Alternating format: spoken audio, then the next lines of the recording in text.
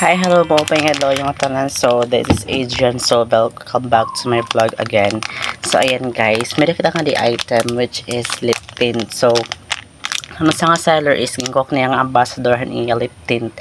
Made on lip tint. So, actually guys, last week pa niya tapos wala kong kabuksi. Pero, grabe, damo talaga nag-comment na pagkaya akong tagpirin. So, I'm so excited na ma-try hiya akong lips. And then, iyakan kung tagpira yung price. So, yan na guys, sa-abay natin hiya. Actually, naka-packaging pa niya, naka-seal pa hiya. Oo. So, marama ko na mga pet quality lip tint kay packaging pala maupay na. So, ayan guys. Ayan. Ayan. So excited. Ayan siya. Ayan. So, damon kalain guys, ito yung shade, hininga lip tint. Ayan. Ayan siya. Ito yung ngaran guys, is Glaire's Lips. Diring yung lip tint. So, swipe kita. So, yan na, try natin. Makita nga ni mirror. Diba? Diba?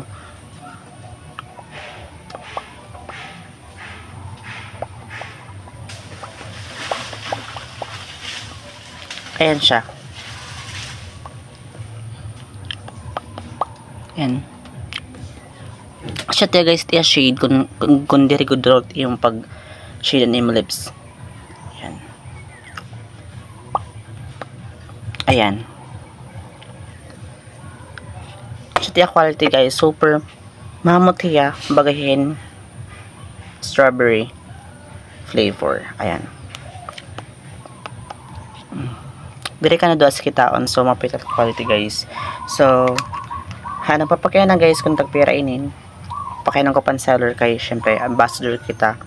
But, free line hakon. So, yan. Mapitat quality guys. Thank you for watching. Bye-bye. Update ko kamo kung anong tagpira niyan price. And then, kung may mga freebies ba niya. Diba? Bye-bye.